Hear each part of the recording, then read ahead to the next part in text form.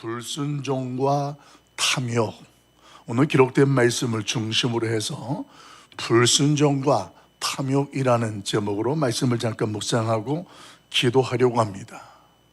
지난 시간에 하나님께서는 유대인의 하나님이시면서도 이방인들도 하나님이 사랑하신다라는 것을 그 이방 사람 아람 군대 장관 나아만의 나병을 치료하심으로 드러내셨습니다. 그런데 그 과정 중에 저와 여러분이 주목하고 묵상했던 것이 뭐냐면 그 나병이 치유되게 되었던 이 기적이라는 것은 어떻게 나아만이 경험할 수가 있었느냐. 오늘 그것은 다른 것이 아니라 자신의 한계에 정해 놓았던 순종이 아니라 자신이 도무지 이해할 수 없고 받아들이기 조금은 벅찬 그 현실 속에 순종은 결국 그 기적을 경험하게 되었다라는 말씀, 그 말씀을 함께 나눴습니다. 결국은 이 나병이라는 것이 치유되면서부터 이 나아만 장군에게서 성경은 치유된 나병보다도 다른 것에 또 초점을 맞추고 있는 것을 말씀을 나눴습니다. 그것이 다른 것이 아니라 하나님 외에 이 세상엔 다른 신이 없다라는 신앙 고백이 나아만에서부터 나오는 거예요. 그래서 기적이라는 것은 하나님을 가리키는 손가락처럼 하나님을 가리키는 것에 불과한 심볼과 사인과 같은 것이 기적이다, 이런 말씀을 나눴습니다. 그렇게 하나님 앞에서 오늘 나아만이 신앙 고백을 하게 되었던 것과 동시에 우리가 놓치지 말아야 될 것이 그의 순종함이었다. 이것이 오늘 말씀을 묵상하기 전까지의 흐름이었습니다. 그런데 그 내용을 이어서 저와 여러분이 오늘 묵상하는 본문의 내용은 상대적이에요. 어떻게 상대적이냐면 이방 사람 나아만이 중심으로 되어진 이야기라면 오늘은 유대인의, 그것도 하나님의 사람의 사환으로 있는 게하시를 중심으로 일들이 진행이 되어집니다. 그 사람이 어떤 모습으로 소개되냐면 하나님도 무시하고 무엇보다도 상대적으로 불순종의 악을 행하는 모습으로 소개된다는 거예요. 그러니까 앞에는 순종이라는 큰 그림이 하나님의 기적을 경험하게 되어지고 하나님의 신앙 고백이라는 것으로 영광을 돌리는 모습이라면, 오히려 유대인 가운데에 이 엘리사의 사환으로 있던 게하시는 하나님을 무시하고 오히려 불순종하는 모습으로 악을 행하는 모습이 소개된다라는 것입니다. 여러분, 이제 이 질문을 가지고 한번 출발해 봅시다. 왜 게하시는 불순종을 하게 되었을까? 이게 사실 저와 여러분이 주목해야 될 내용이에요. 그리고 성경은 그 불순종의 원인을 뭐라고 성경은 선언하느냐? 게하시의 중심에 자리하고 있었던 탐욕이라는 것이다, 이렇게 정리해주고 있다는 거예요. 이 탐욕이라는 것이 오늘 게하시로 하여금 불순종을 하게 만들었고 그리고 악을 행하게 만들었다, 이렇게 성경은 정리해 줍니다. 오늘 이 나아만이 병 고침을 받고 신앙 고백도 하고 감사하잖아요. 감사하니까 자신이 그 감사한 것을 선물로서 이 엘리사에게 표현하려고 가지고 왔습니다. 그런데 그 엘리사가 그것을 결코 받지 않습니다. 이것은 내가 한 것이 아니라 하나님이 하신 일이니 당신이 그 하나님 앞에서의 신앙 고백이나 그 하나님 앞에서의 변화된 모습만으로도 오늘 그 하나님은 큰 영광을 받으신다라는 것에 더 초점을 두고 있는 까닭을 그렇습니다. 그래서 오늘 그 나아만이 가지고 왔던 선물을 받지 않고 돌려보내게 되는데, 이걸 누가 보게 되느냐? 그 엘리사의 사환으로 있었던 게하시가 경험하고 복격하게 된 겁니다. 그러면서 그 게하시가 쫓아가서 나아만에게 대신 선물을 받게 되어지는 내용, 그게 저와 여러분이 읽었던 본문의 내용이 되어집니다. 여기에서 오늘 저와 여러분이 이 게하시의 탐욕을 주목하게 되어지는데, 오늘 그 탐욕이라는 것이 어떻게 게하시를 통해서 시작이 되고 드러나게 되느냐. 우리 20절 말씀을 한 번 더 읽어봅시다. 20절 같이 봐요. 시작. 하나님의 사람 엘리사의 사환 게하시가 스스로 이르되 내 주인이 이 아람 사람 나아만에게 면하여 주고 그가 가지고 온 것을 그의 손에서 받지 아니하였도다. 여호와께서 살아계심을 두고 맹세하노니 내가 그를 쫓아가서 무엇이든지 그에게서 받으리라 하고. 아멘. 여러분, 지금 20절에 있는 내용이 쭉 소개가 되어지는데 어디를 먼저 주목해야 되냐면 이 게하시가 스스로 생각하고 있다라는 거예요. 스스로 자기 중심적으로 혼자 생각하는 거예요. 상황을 자기 스스로 생각하고 자기 스스로 판단하고 자기 스스로 결정하는 모습들.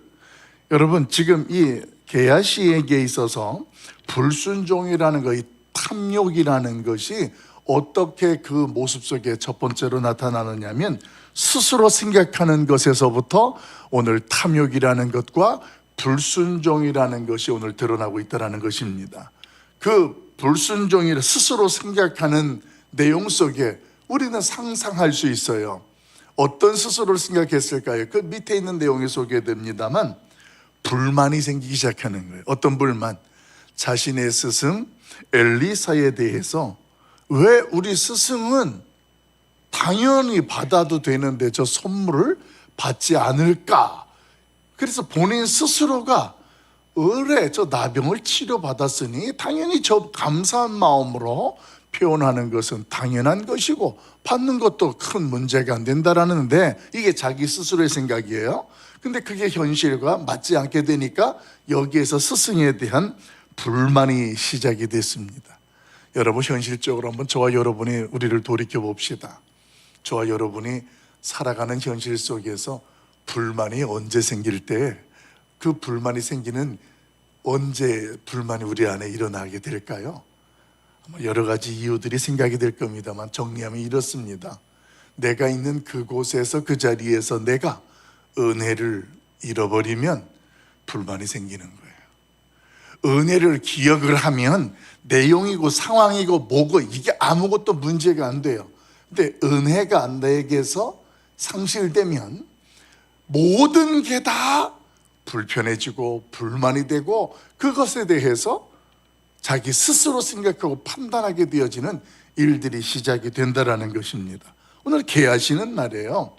그 은혜를 잊었습니다. 하나님 앞에 특별한 은혜를 입었습니다. 어떤 은혜일까요? 여러분, 자신이 지금 엘리사의 사원의 자리에 있다라는 그 자체가 얼마나 큰 은혜인지를 게하시는 지금 그걸 잃어버렸어요. 그래서 자신이 있는 그 현실과 위치를 당연하게 여기는 겁니다. 여러분, 왜 교회를 다니다가 신앙생활하다 우리 안에 스스로가 실족하게 되어지고 상처받게 되어지고 그리고 분개하게 되어질까요? 지금 내가 하나님 앞에 있는 그 자리에 은혜를 잃어버리면 이 은혜가 없는 나의 모습 속에 나의 신앙은 말이에요, 얼마나 사탄이 우리를 농락하기 좋은지 몰라요. 여러분, 오늘 하나님 앞에 이 새벽에 기도할 때에 하나님이 베푸신 은혜가 우리에게 무엇인지를 다시 한번 기억하고 그 은혜 앞에 고백할 수 있길 예수님의 이름으로 간절히 축원합니다. 어떤 불만이든 말이에요, 은혜가 없어서 생기는 거예요. 은혜가 있으면 불만스러운 일도 상황도 이해가 돼요. 그래, 내가 이렇게 하나님 앞에서 구원받았다라는 것만 생각을 해도 이게 뭐가 문제냐. 여러분, 오늘 게하시는 말이에요.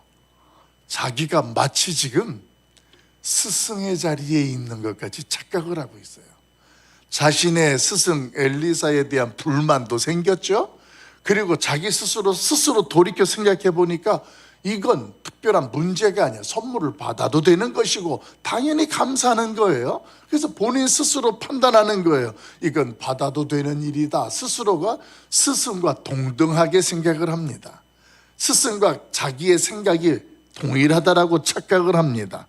그렇게 되면서 오늘 그는 어리석은 일들과 어리석은 판단을 하게 되는 것들이 성경에 소개되어집니다.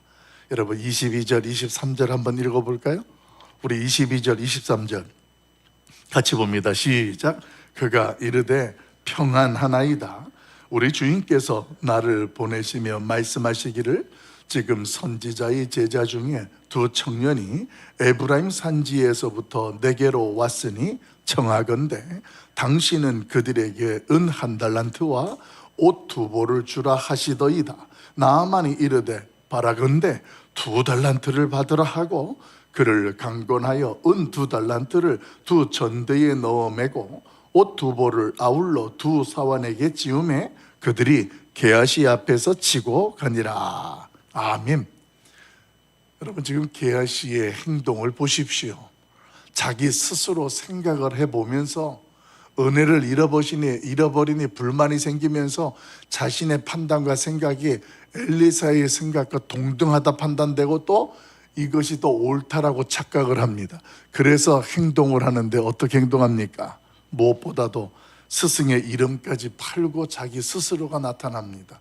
이게 이제 본인 스스로가 그만큼 스승 엘리사와 별 차이가 없다는 착각 속에 빠지니까 스승께서 나를 믿고 보내셨다라는 거예요. 그뿐만이 아닙니다.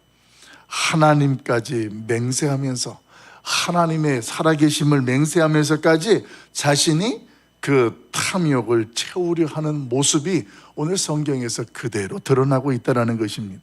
그래서 은 한 달란트와 옷 두 벌을 달라 이렇게 이야기를 하면서 오늘 이 나아만을 찾아갔는데 이 나아만의 반응은 무슨 한 달란트냐, 두 달란트를 가져라. 종들에게 옷과 은을 지어서 보내주게 됩니다. 성경은 재미나게 표현을 합니다. 그리고 그것을 가져다가 자신의 집에 숨겨두는 것으로 성경은 그렇게 설명해 주고 있습니다. 여러분 이건 굉장히 중대한 범죄 행위입니다. 엘리사는 게하시의 행동에 대하여서 알고 있었을까요? 몰랐을까요? 성경은 그 부분까지도 저와 여러분에게 분명하게 소개를 해주고 있습니다. 오늘 내용해 보게 되어지니까 오늘 성경에 24절 이하에 엘리사가 이 게하시가 돌아왔을 때에 묻습니다. 24절, 25절 우리 같이 한번 읽어보도록 합니다. 같이 봅니다.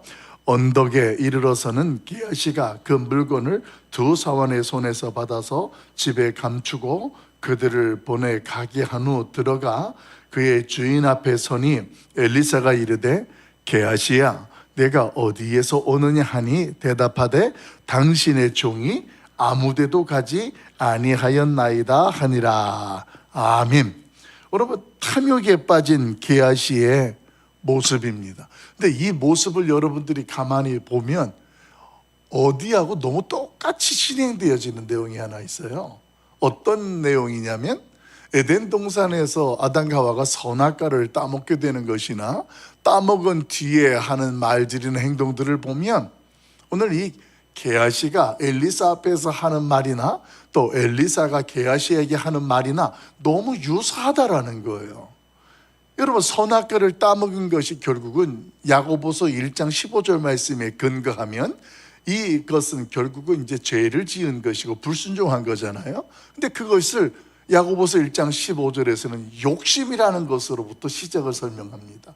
욕심이 잉태하여 죄를 낳고 죄가 장성하여 사망을 낳았다. 이것이 에덴 동산에서 있었던 죄에 대한 과정을 한마디로 정리해 줬거든요. 근데 그 내용이 말이에요, 오늘 새벽에 여러분과 함께 묵상하는 이 게하시와 관련된 이 탐욕과 불순종이라는 이 불순종과 탐욕의 과정 속에 에덴 동산에서 선악과의 사건과 너무도 내용이 흡사하게 전개가 되고 있다는 거예요. 사랑하는 성도 여러분, 오늘 탐욕에 빠진 게하시, 오늘 그는 결국 거짓말도 하게 되어지고 그 거짓말의 결과로 오늘 참혹한 현실이 펼쳐지게 됩니다. 게하시와 그의 집안에 말이에요, 영원토록 나병이 발생하게 되어진다라는 이 처참한 결과가 이어졌다라는 것입니다. 여러분, 그 내용이 사망이라는 단어로 이어지는 야고보서 1장 15절 말씀의 결론을 그대로 보여주는 그 내용입니다. 근데 여러분, 여기에서 멈추지 마시고 에덴 동산에서 정령 죽으리라 하는 말씀처럼 그걸 선악과를 따먹어서 아담과 하와가 하나님 앞에 불순종하고 죄를 지어서 죽었잖아요. 죄로 하나님과 단절됐잖아요. 그런데 그렇게 단절되어졌던 우리 인간들을 거기에서 내버려 두지 아니하시고 하나님께서 기회를 주시는 거예요. 그 기회가 뭐냐면 바로 예수 그리스도를 보내주시겠다라는 약속이었고, 누구든지 그 예수 그리스도를 믿으면 그 죽음이라는 죄와 허물의 자리에서 건지셔서 우리로 새 생명을 얻게 해주시겠다라는 하나님의 구원의 약속이 이어지는 거예요. 여러분, 이것이 오늘 저와 여러분이 성경에서 죽음이라는 것이 끝이 아니고 그 이후에 하나님의 언약이라는 것으로 우리가 다시 한번 소망을 갖게 되는 것입니다. 게하시의 모습을 통하여서 우리는 게하시를 제3자의 모습에서 왜 은혜를 잃어버려서 저렇게 자기 스승 이름도 팔고 하나님께 맹세도 하고 꼭 그렇게 하다가 그 나아만에게 있던 나병까지도 그가 병에 걸리게 되어지고 그 집안까지 그렇게 되어지는 참혹한 결과가 되었을까, 이렇게 생각할는지 모르겠습니다. 그런데 여러분, 이제 오늘 우리의 현실 속에서 내 안에 있는 탐욕이라는 것을 한번 생각해 볼까요? 게하시에게만 그런 마음이 있을까요? 게하시에게만 그런 탐심으로 불순종이 있느냐라는 거예요. 지난 주일날 순종에 대해서 다뤘습니다만 우리에게도 그 순종을 가로막는 것들이 뭐가 있을까요? 왜 내가 하나님의 뜻을 알아도 자꾸 불순종을 하게 될까요? 한번 냉정하게 우리 스스로를 돌이켜 보십시오. 따지고 들어가 보면 내 안에 탐욕이라는 것이 말이에요, 계산하게 만들고 주저하게 만드는 거예요. 내가 순종하게 되어질 때 내가 이렇게까지 꼭 해야 돼? 이게 이제 우리 안에서 스스로 생각하는 거예요. 은혜를 잃어버리게 되어지면 그런 것들까지도 내가 스스로 한계를 정해놓는 거죠. 그래서 순종이라는 것을 내가 이해할 수 있는 만큼, 감당할 수 있는 만큼 감당하면서 하나님 앞에, 하나님 저 순종했잖아요, 이렇게 생각하는 거예요. 제가 주일날 말씀을 드렸잖아요. 그건 순종이 아니라는 거예요. 그 아니라는 말은 그 순종을 통하여서 경험할 수 있는 기적을 경험할 수 없다는 뜻이에요. 오늘 나아만이 순종이라는 것으로 기적을 경험하게 된 것은 나아만이 우리의 현실을 그대로 보여줬잖아요. 우리나라에는 이 요단물보다 더 깨끗한 것들이 있는데, 그리고 내가 위대한 아람국의 군대 장관이면 이 나라 왕도 나 앞에서 쩔쩔매는데 선지자가 감히 나보지도 아니하고 나한테 이렇게 예우를 한다고? 이런 것들이 이 안에서 지금 굉장히 불편함으로 채워진 거예요. 그런 현실 속에 요단강에 7번 몸을 담그게 했을 때에 굉장히 불편한 거예요. 이게 자기 한계를 넘어선 거예요. 그래서 그냥 가려고 하는 거예요.